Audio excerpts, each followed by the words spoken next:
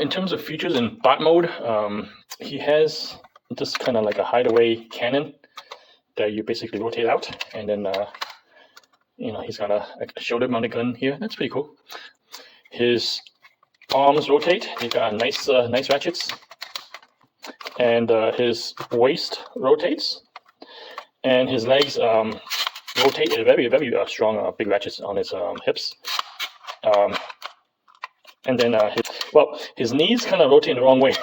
They're not supposed to bend like that, but yeah, there you go. Let me show you the back.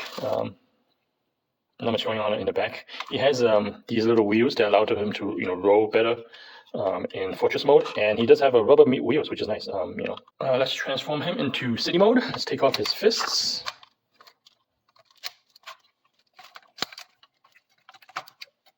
And then open up his right shoulder. It becomes a helipad, which is it's pretty good. I mean, that's a lot of playability right there, because you can put like helicopters and planes on it and whatnot. And then you can take the tank. He becomes part of the tower. Here's a trapdoor missile bay or rocket launchers in the front. It opens up here, revealing a battery of rockets. And then the tank tower has a little, I guess, spire that opens up, so you have like it looks like a tower. Although what it really looks like is one of those combiner pegs. And then what we would do is open up his legs. His legs are fold apart in several different places to create the city streets or roads, I guess.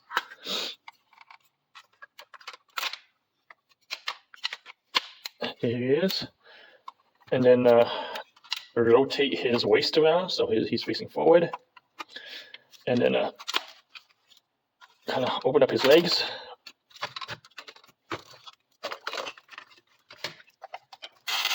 and rotate his torso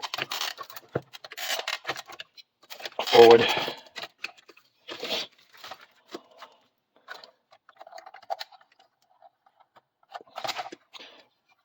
And one gimmick he has is that his head pops in and is spring loaded, and there's a button on the back you can press so that his head pops out like that.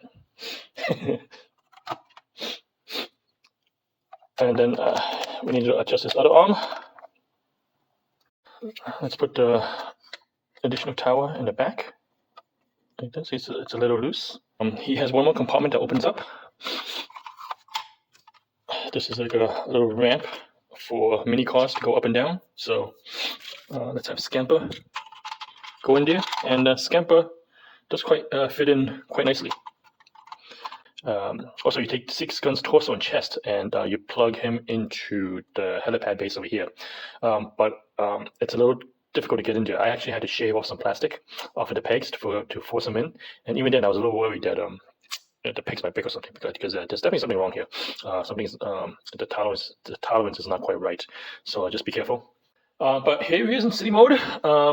Yeah, his legs has all these compartments where you can put stuff, and his with Scamper, you can put him on the side over here.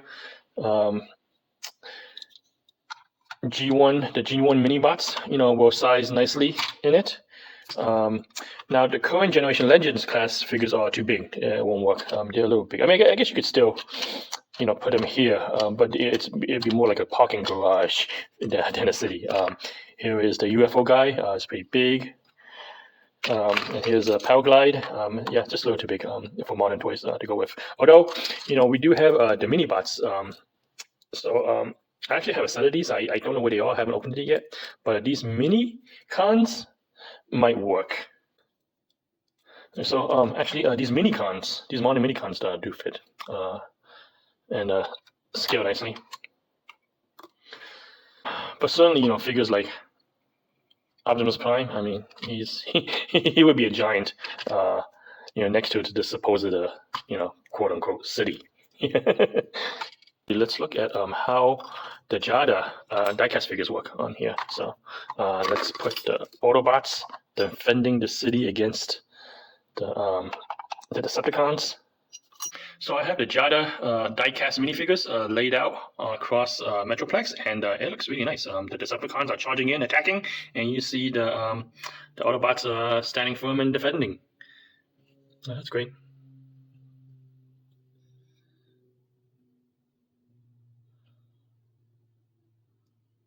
Of course, Metroplex is a triple changer. Let's get him into his last mode, his Battle Fortress.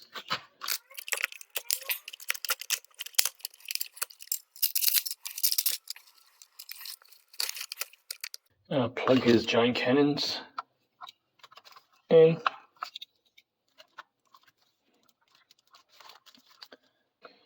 His kneecaps are supposed to come out, and you put them in here.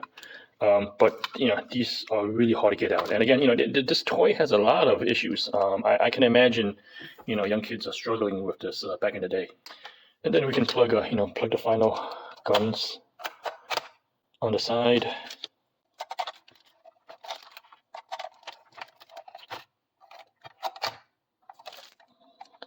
Like that. And you have these extra bits and stuff. You can try to kind of put them wherever you want. I guess with lots of different parts, you do have some replayability there. But this is basically the fortress mode. Yeah, it's gonna move along. It's gonna attack with a lot of blazing guns and rockets and missiles. So that's pretty cool.